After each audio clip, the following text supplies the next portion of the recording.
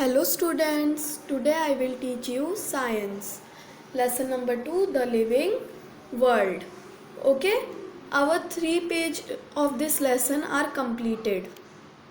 See, our 3 page of this lesson are completed. Now come on this page. See, first we will read, then I explain you. Try this. Take a transparent plastic bag, tie it over a leaf of a plant as shown in the picture. Observe it after 6 to 7 hours. What do you see? अब इसमें क्या बोला है कि आप एक transparent plastic bag लीजिए, मतलब जो पॉलीथीन होती है उसे थैली भी बोलते हैं, पॉलीथीन होती है, उसे आप लीजिए और फिर उसे एक लीफ पे टाई कर दीजिए, मतलब बांध दीजिए। ठीक है, ऐसे जैसे ये लड़की बांध रही है वैसे आप एक लीफ पे उसको टाई कर दीजिए। देखिए ये रहा, टाई कर लीजिए। ठीक है, फिर क्या है, फिर आप ऑब्जर्व कीजिए कि 6-7 घंटे के बाद आप क्या देखते हो उसमें, ऑब्जर्व कीजिए।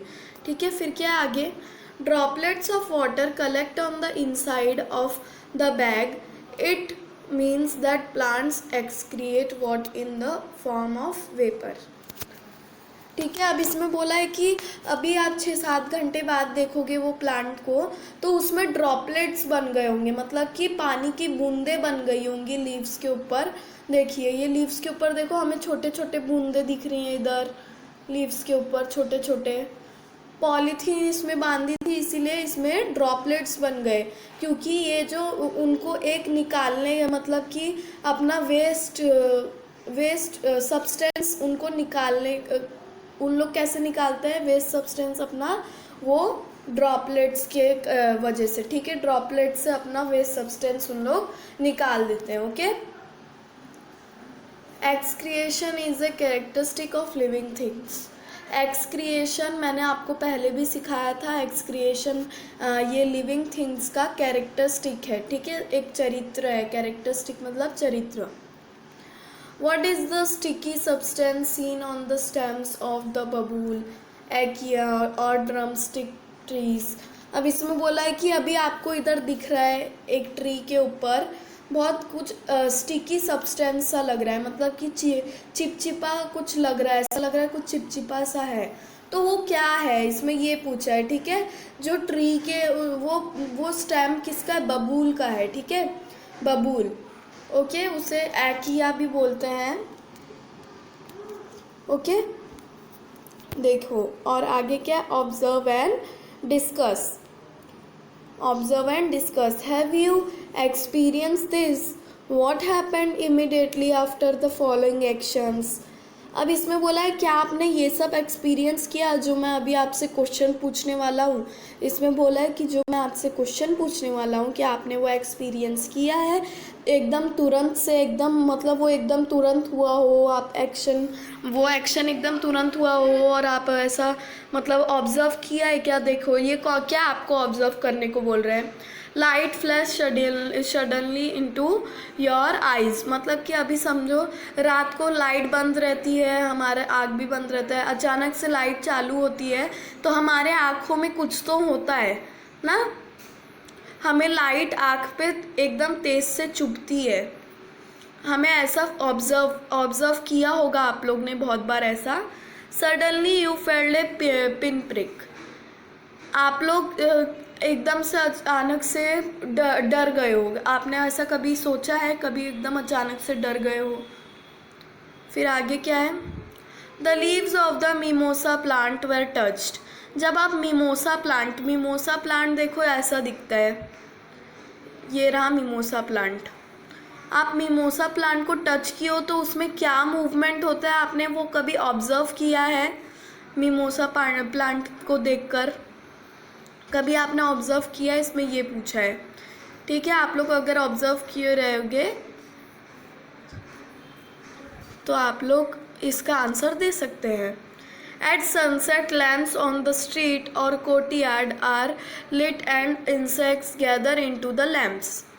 अब इसमें बोला है जब सनसेट हो जाता है, मतलब सूरज डूब जाता है, तब आप लोग ने, जब आप लोग की स्ट्रीट का, मतलब आप लोग की जगह का ये लैम्प्स जो बल्ब होते हैं, जो स्ट्रीट लैम्प होता है, वो अगर जल जाए तो आपने देखा होगा बहुत सारे इंसेक्ट्स वो लैम्प के आसपास घूमते हैं। ठीक है, आगे क्या है, responsiveness to stimuli and movement.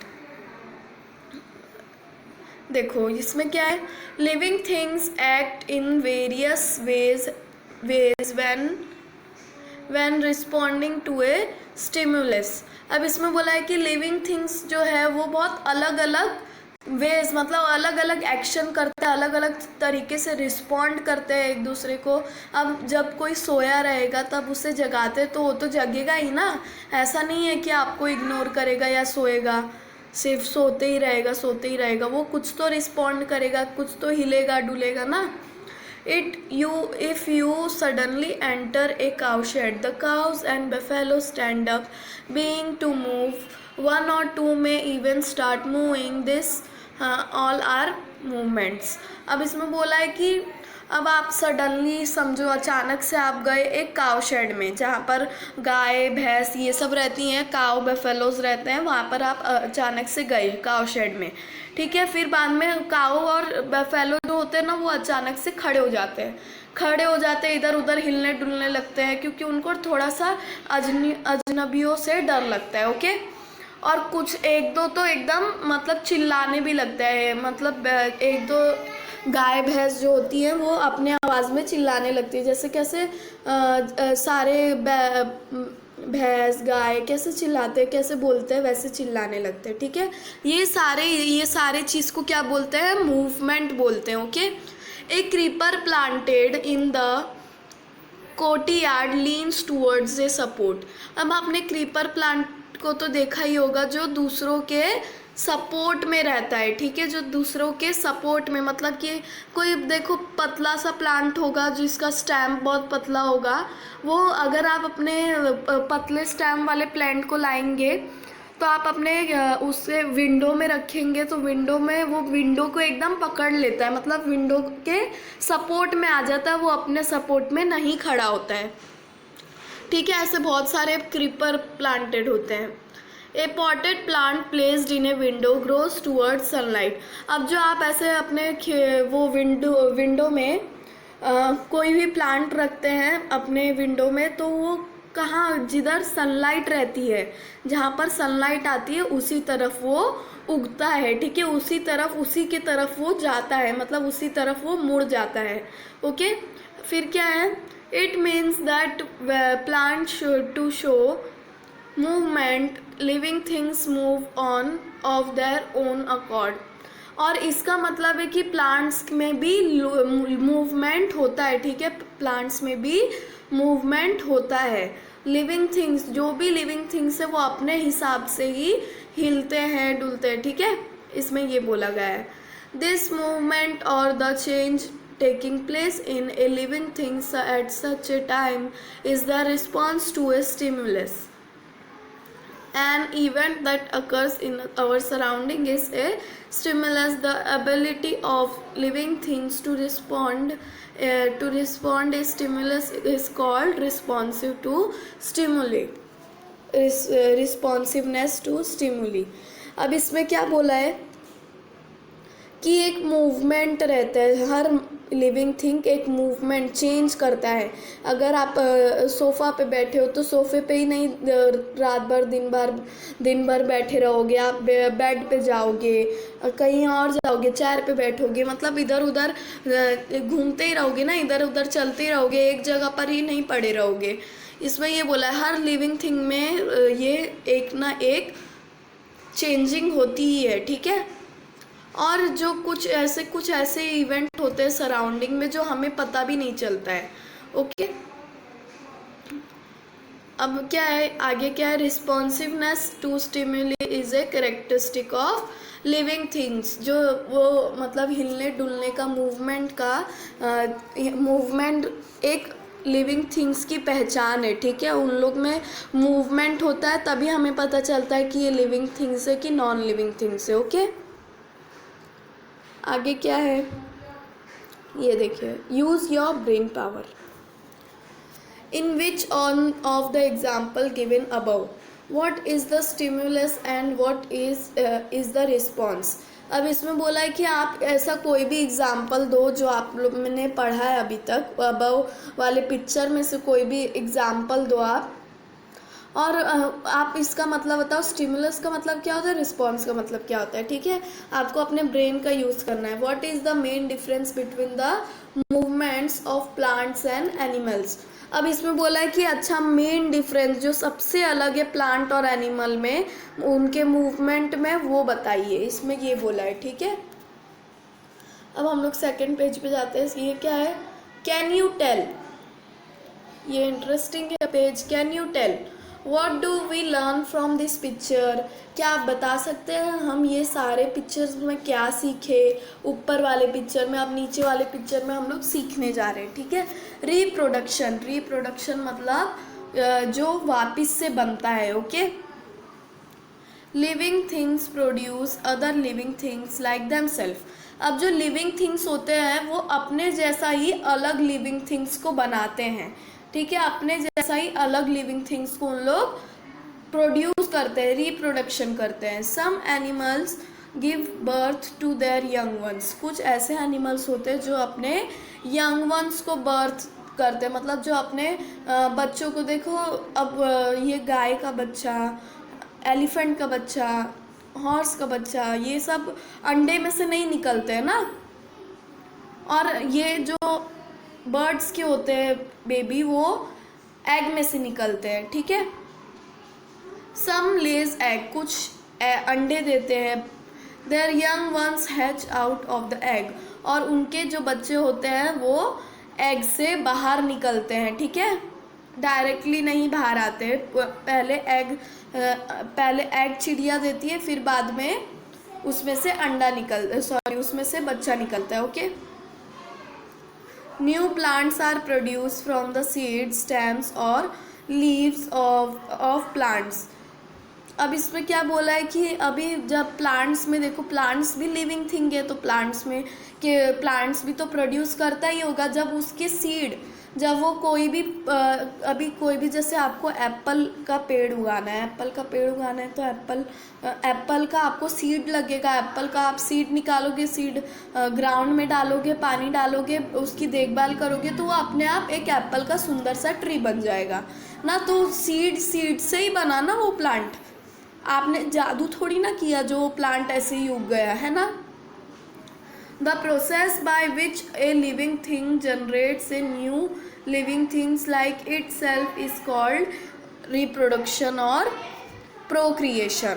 अब इसमें बोला है कि जो लिविंग थिंग्स होते हैं वो अपनी तरह ही, अपने जैसे ही दिखने वाले लोगों को प्रोड्यूस करते हैं। ठीक है, अब जैसे हॉर्स है, हॉर्स का बेबी कैसा लग रहा है, हॉर्स का बेबी फॉल होता है। वो देखो, ये मेर है हॉर्स, मतलब फीमेल हॉर्स को क्या बोलते हैं, मेर बोलते हैं। ओके, और इसको फॉल बोलते हैं।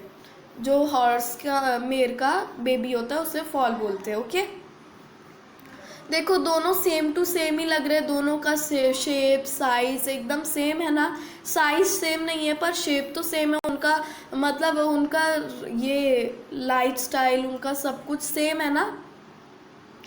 फिर क्या है, ये देखो, ये सब चीज़ को ना, ये जो अभी मैंने सारा ये प्रोसेस बताया, उसे रिप्रोडक्शन बोलते हैं, या फिर आप प्रोक्रिएशन भी बोल सकते हैं। दोनों में से आप एक बोल सकते हैं। ठीक है, reproduction is a characteristic of living things.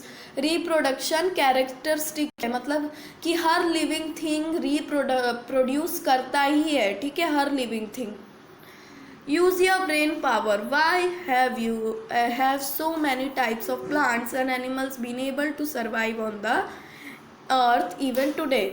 ऐसे इसमें बोला है कि ऐसा क्यों है कि बहुत सारे एनिमल्स, बहुत सारे प्लांट्स अभी भी अर्थ पे हैं। ठीक है, इसमें ये बोला है। अब देखो ये क्या है, observe and discuss. Observe and discuss A definite life span. At a certain stage of life, living things become capable of reproduction. मतलब ऐसे इसमें बोला है कि कुछ एज के बाद, अपने जीवन के कुछ एज के बाद लिविंग थिंग्स मतलब उतना उनके अंदर हिम्मत आ जाती है प्रोड्यूस करने के लिए। उन लोग मतलब उन उतना मैच्योर हो जाते हैं रिप्रोड्यूस करने के लिए। ठीक है, आगे क्या है, later on in life reproduction stage their organs becomes weak and still later. ठीक है, अब फिर बाद में जब उन लोग रिप्रोडक्शन करते हैं, फिर थोड़ा देर हो जाता है, कुछ साल, कुछ बहुत साल ऐसे हो सकता है, तो उन लोग का जो रिप्रोडक्शन का स्टेज होता है वो चला जाता है। ठीक है, उन लोग मतलब फिर वो स्टेज में, मतलब वो एज में रिप्रोड्यूस नहीं कर सकते हैं। देखो उनके, क्योंकि ऑर्गन्स जो होते हैं, उनके जो अंदर इंटरनल ऑर्गन्स होते हैं, बाहर के ऑर्गन्स होते हैं, वो वीक होने लगते हैं। ठीक है, वीक होने लगते हैं और उन लोग धीरे धीरे उनका लाइफ क्या होता है, ख़त्म होने पे आता है। ठीक है, मतलब उन लोग, अदर वर्ड्स में कहें, in other words living things die. ठीक है, मतलब कि दूसरे तरीके से बोले कि हम लोग सारे लिविंग थिंग्स एक ना एक दिन उन लोग को मरना रहता है। तो ठीक है, डाई मतलब मरना। The life spans of different animals and plants are different. अब जो लाइफ स्पैन मतलब कि कौन सा एनिमल कितने मतलब कितने समय तक जिंदा रहता है, कितने दिन तक जिंदा रहता है, कितने साल तक जिंदा रहता है, ये अलग अलग होता है। ठीक है, जैसे गोट कितने साल तक जिंदा रहता है वो अलग होता है, डॉग कितने साल तक जिंदा होता है उनका अलग होता है। ठीक है, कोई 12 ईयर्स लीव करता है, कोई किसी की 12 ईयर्स लाइफ स्पैन होती है, किसी की 50 ईयर्स होती है, और ह्यूमन बीइंग की तो 80-90। उन लोग को मतलब उन लोग जितना हेल्थी फूड खाएंगे, जितना हेल्थी एनवायरनमेंट में रहेंगे, उतना उन लोग जी सकते हैं। ठीक है, आगे क्या है, the life spans of different animals and are plants are different. For example, the life span of the dog is about 12 to 18 years while ostrich lives for 50 years। अब इसमें बोला है कि जैसे कि अब देखिए जो डॉग का जिंदा मतलब उन लोग कितने समय तक जी सकते हैं, उन लोग 12 साल या फिर 18 साल तक ही जिंदा रह सकते हैं। ठीक है, और ऑस्ट्रिच एक बर्ड होता है, वो 50 ईयर्स तक जिंदा रह सकता है। ठीक है, 50 ईयर्स तक। You may have wondered what exactly the living things are now, are how they came into being and so on। अब आपने ये लिविंग थिंग्स एग्जैक्टली आपने वो वंडर किया होगा, मतलब कि आप लोग ने पहचाना होगा, आपने ये नोटिस किया होगा कि कौन से लिविंग थिंग्स मतलब कितने समय तक जिंदा रह सकते। आपने सारे एनिमल्स के बारे में पढ़ा। ठीक है, आज हम इधर पे ही ख़त्म करते हैं अपना। 2 पेज हम लोग ने पढ़ा दिया है, मैंने पढ़ा दिया है।